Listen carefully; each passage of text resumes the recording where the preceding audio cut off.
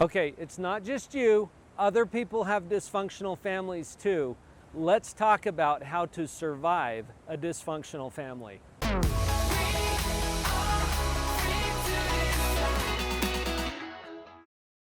Top 10 ways to survive a dysfunctional family. Number 10, realize that you're not a special case. I know, it feels like you are because your family is more dysfunctional than any other family, right? Probably not. It's just the one that you're used to, and so you start to feel like it's extraordinary or somehow special. It's really not. Every family has some level of dysfunction, and yours is no exception.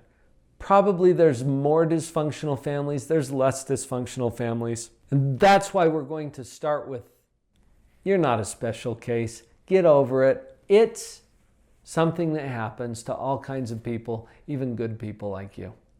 Number 9, notice that you've made it so far. I know, how amazing is that? Even with all of the dysfunction, here you are. You've made it this far. Why would that not continue to be the case? And you'll get some other tips that are going to help you as you move forward. But notice that you've made it so far. You've got a 100% track record for surviving this so far. Pretty cool. That'll change how you feel about it too. Coming in at number 8, quit. I don't mean quit your family. I mean quit the job of trying to please everyone. This is one of the most dysfunctional things that happens in families because we continue the dysfunctional behavior and interactions because we don't want to upset anyone, or we want to please everybody, or we want to make sure that everybody's happy with everything.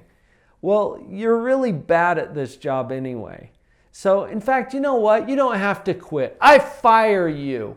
You're fired from the job of making everybody happy and pleasing everyone. Does that help? No, it probably doesn't. Because usually when I fire people from this job, they still show up for work the next day. Somehow, you get to quit the job of pleasing everyone. All right, moving up the list to number 7. Learn to take care of yourself. This might go without saying. Self-care is a really important part of being in any relationship. And especially if there's some dysfunctional patterns in there, who's going to take care of you? Your dysfunctional family? Probably not. Learn to take care of yourself. There are 4 main aspects to this that I think are just very basic for self-care. Number 1, get enough sleep. Make sure that you're taking care of your sleep needs. And the research shows that most average adults need anywhere from 6 to 10 hours of sleep. Adolescents are more toward the 10-hour end of that thing. Get enough sleep. Number 2, eat a balanced, healthy diet. The fuel that you put in matters. This is part of taking care of the machine. Number 3, get plenty of exercise, regular exercise. And I'm going to recommend that you get 3 to 5 episodes of good aerobic exercise every week. About a half hour in duration. You can modify that according to your own needs. But a lot of the research I've seen places it at about 3 to 5 episodes of a half hour each, good aerobic exercise. You need this not only for your body, but for your mind. Your brain is part of your body, and that's the organ in our body that we associate with our mind. Having that healthy and functioning helps with everything else. And then finally, the 4th piece is regular prayer and meditation. Now, that's coming out of some research that was done at Harvard on brain maintenance. Prayer, meditation, whatever your inclination is from a spiritual standpoint, this is something that helps your brain to be healthy. And I think it has to do with quieting some of the noise that happens in our world and having a little bit of solitude, peace, where you can just be present and increase your self-awareness. So all of that has to do with learning to take care of yourself. Let's move up to number 6. Set appropriate boundaries and limits. You'll notice that some of the dysfunction that happens within your family has you in positions you don't want to be, or has you experiencing things that maybe you could have avoided or prevented had you set up the appropriate boundaries. This could range anywhere from having new locks put on your home. Whoa, wait. Can you do that? Isn't that rude? It's not rude. It's part of taking care of yourself. If you've got people coming and going from your house that you don't want coming and going from your house, you have a security issue. Do what you can to address that and set up appropriate boundaries and limits. Sometimes this has to do with how we communicate those boundaries and limits to people too. I remember when I was working in a juvenile correctional facility, and I often had to use this phrase, "I'm not going to let you hurt me." Yeah, having a job where you get to use that phrase occasionally, that taught me a lot about setting up appropriate boundaries and limits. And that's a good one. I'm not going to let you hurt me. Even if you never say it out loud, having that mentality has you showing up a little bit differently in the dynamic. Now we're halfway there. Let's move up to number 5 on our list. And this one feeds right off of the boundaries and limits. Here's how I'm going to phrase it. Don't show up. What I mean by that is, don't show up for the barbecue if you're on the menu. Kind of goes without saying. You know that there are some family events that become a venue for people beating you up, or getting into that thing that you didn't want to get into, or criticizing or ridiculing you for whatever place you are in your life. If that's the case, and that's just an example of a dysfunctional thing that could happen in a family. If you get invited to the barbecue and you find out that you're on the menu, you might consider not showing up. Wait, can we do that? Isn't it rude to not come to the family event? Not necessarily. It might be self-care. And I'm not saying that you should avoid all of your family events. That's not what I'm saying. I am saying that if you're on the menu, you might not want to show up for the barbecue. There's some of these other points that you can use to maybe address some of the dysfunction in your family. And hopefully we can make an improvement in the way things that are going. I'm just saying if you can reasonably predict that this is not going to be a productive outing, it's okay for you to not show up. Now that brings us up to number 4. I really like number 4 because it's more active. Learn how to handle snipers. I got this from my friend Pamela Jett, who is an amazing communications specialist. I had a podcast interview with Pamela. You can link to that down in the description. From Live on Purpose Radio, Pamela Jett, How to Handle a Sniper. Here's what Pamela taught me. In an assertive communication, and we're not talking about somebody who shoots at you from the roof of a building, but we are talking about someone who takes pot shots at you in other ways. It might be through their words or their behaviors. You know what I'm talking about now, right? This is how Pamela defined a sniper. Somebody who's taking a pot shot at you. So her suggestion was that we do 3 steps, basically. You identify, verify, and accept. Identify means that you, as clearly as you can, state what happened. So it might sound like this. And put it in this format, actually. When X happens, I feel Y. Or I felt Y. So when that issue was brought up about my medical condition, I felt betrayed. That's just an example, okay? When everyone received their award at the family party and I was left out, I felt overlooked. Okay, whatever it is. So identify is to clearly state, when this happens, I feel this. Number 2, verify. This one is simple. You simply ask the person who took the pot shot, is that what you intended?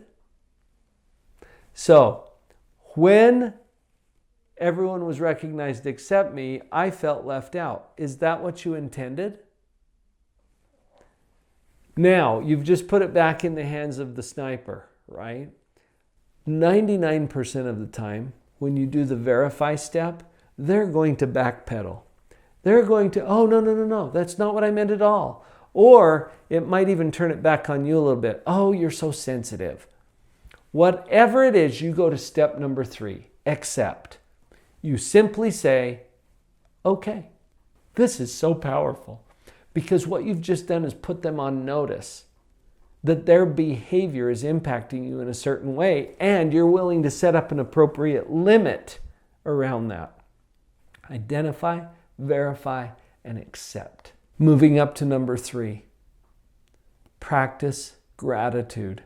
Gratitude is the most powerful, quickest way that I know to get to a positive evaluation of what it is. And we're constantly evaluating and judging our family. The fact that you think they're dysfunctional is a judgment. The truth is, they're more dysfunctional than some and less dysfunctional than others.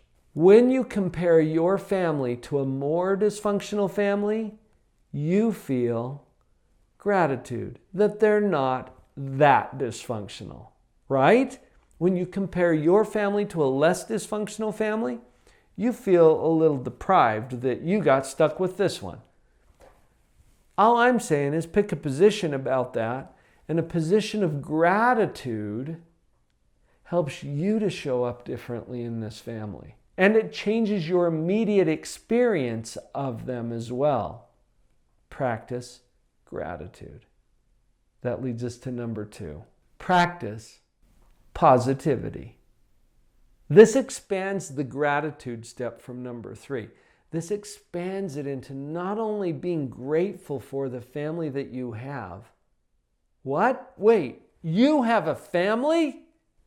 Do you see what I'm talking about? Even a dysfunctional family is still a family. How you judge them is the evaluation piece. What we're going to do from here on out is the creation piece. And there's always an upgrade. Consider this for a moment. When you're practicing positivity, you can use a little strategy that I've shared in some other videos. I call it BB-8, which sounds like a droid from Star Wars, but it's really an exercise. Use those initials, BB-8, to think about better by 8. How sure are you that 8 o'clock is coming? Oh, pretty sure? Yeah, look at your watch. It's on its way. Even if it's 8 o'clock right now, oh, now it's a little past 8. Another one's coming.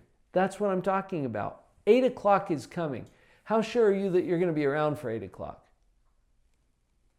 Oh yeah, almost as sure? Good.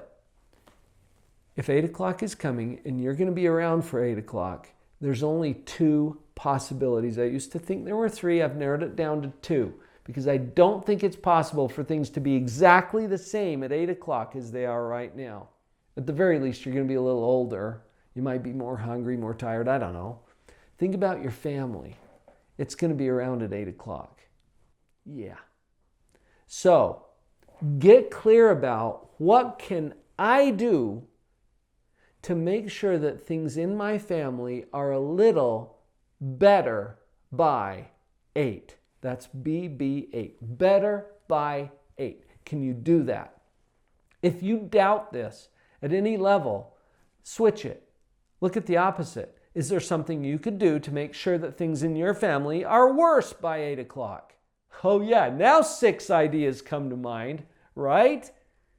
That creative power that you have has to be harnessed in one direction or another. When I say practice positivity, I mean get clear about the upgrade and then you apply your creative power to creating that upgrade. Better by 8. Number 1 on our list comes back to a really simple concept. Love. Yeah. Choose love. Your job with your family is not to fix them. It's not to solve all of this dysfunction. Your job is to love them no matter what, and even if. Now, as you let that sink in, feel the relief that that brings to your heart and to your mind to know that, hey, my job is simply to love them. It's not to fix any of this dysfunction. That's number one on our list. Because at the end of the day, you didn't pick these people. You kind of were given them. You know what I mean? It's not your job to go in and correct everything. When you realize that your job is to love them, all the pressure's off. And you get to sit back and enjoy and be entertained by and sometimes puzzle over all of the weird things that are happening. But you're doing your job as long as you love them. We've all got stories about those dysfunctional families and how we survive it. Leave a comment down below about what you've experienced with this. Let's start a conversation.